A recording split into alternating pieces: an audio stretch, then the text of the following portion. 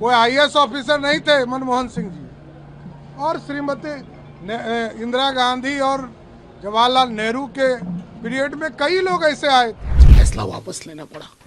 कहाँ के मजबूर प्रधानमंत्री हैं आप। ऑर्केस्ट्रा टीम में जो लोग हैं वो क्या कहेंगे, साहब तेरे सुबह की जय, साहब तेरे शाम की जय, साहब तेरी जय जय जय। तेजस्वी यादव जी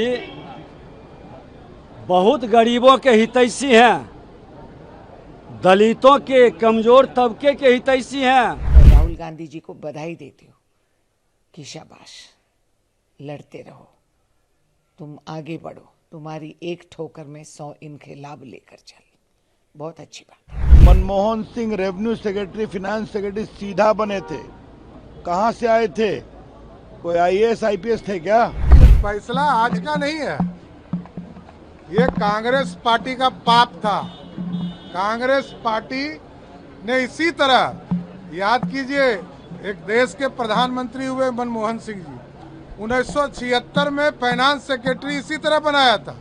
कोई आईएएस ऑफिसर नहीं थे मनमोहन सिंह जी, और श्रीमती इंदिरा गांधी और जवाहरलाल नेहरू के पीरियड में कई लोग ऐसे आए थे। लेकिन मैं तो धन्यवाद देता हूं प्रधानमंत्री नरेंद्र मोदी जी को, जिन्होंने इस पर तुरंत कार्रवाई किया। विपक्ष कह रहा है कि हमारे दबाव की वजह से। अरे विपक्ष तो बाहर में बैठा है ना, जब वो सरकार में थे तो नहीं किए, ये हमारा कहना है।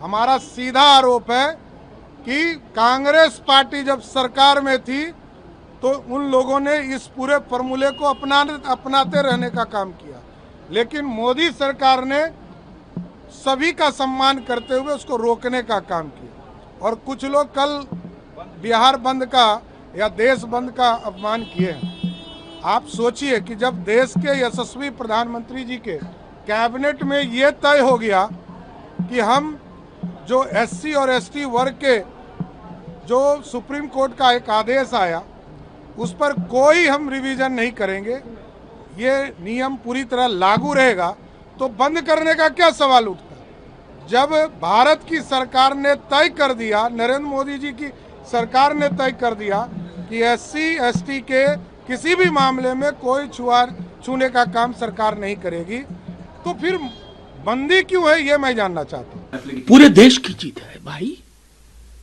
तेजस्वी जी क्या है, नेता प्रतिपक्ष है ना, बिहार के सबसे बड़ी पॉलिटिकल पार्टी के।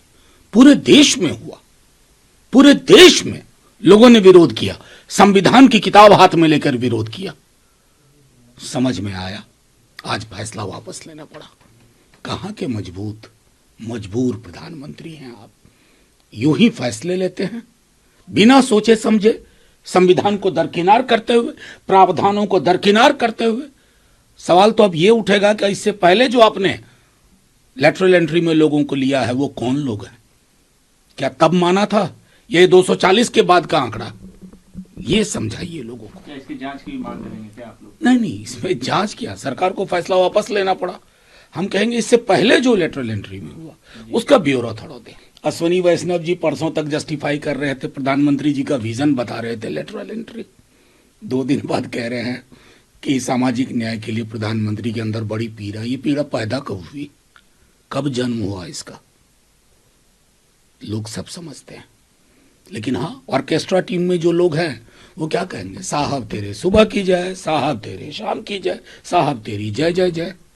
आपको लगता है कि एनडीए के साथियों ने भी दबाव बनाया? देखिए, जिस किसी को भी जनता के साथ लगातार संवाद है, जिसने कान नहीं बंद किया, आंखें नहीं बंद की हैं, तो वो इस तरह के तानाशाही मनोवृत्ति के फैसलों के पक्ष में खड़ा नहीं हो सकता। और जो खड़े हैं वो खड़ा होने लायक नहीं रहेंगे आगे। तेजस्वी यादव जी बहुत गरीबों के हितैषी हैं, दलितों के, कमजोर तबके के हितैषी हैं। वो घोषणा करें कि जो हम उसके हक को मार रहे हैं, ऐसे मानसिकता के लोग उसके लिए अपने अधिकार को उसके हवाले करेंगे? है हिम्मत? अरे वो भी देश के प्रधानमंत्री नरेंद्र मोदी जी और बिहार के मुख्यमंत्री नीतीश कुमार जी कमजोर तबका के, दलितों, शोषितों, गरीबों के हित में काम करते हैं। जो अपने पार्टी के अंदर दलितों को, गरीबों को बंधुआ मजदूर के तरह रखते हैं, वो आरक्षण की बात करने वाले बेईमानी कर रहे हैं। प्रधानमंत्री आदेश करते जाएंगे, विपक्ष में हमारा नेता राहुल गांधी बताते जाएंगे कि तुम्हारा गलतियां क्या है। इसके ऊपर तो बहुत लाद देते हैं। राहुल गांधी को जिस तरह सताना है, जिस तरह उनको बेइज्जती करना है, कहीं और बिठा दे, उनका घर निकाल दे, उनका पद निकाल दे, ये बहुत करे हैं।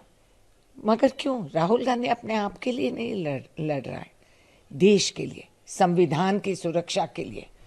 तो राहुल गांधी ने ठीक कहा, तो अब क्यों नहीं कहते वो जो शब्द इनको इस्तेमाल कर रहे थे?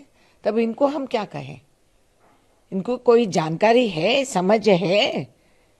फर्जी डॉक्यूमेंट लेकर हम पढ़े लिखे बन गए तो बहुत मुश्किल होता है, क्योंकि ज्ञान रहना चाहिए, संविधान को समझना चाहिए, आपके रूह में वो रहना चाहिए जब आप इस पद पे आके बैठते हैं।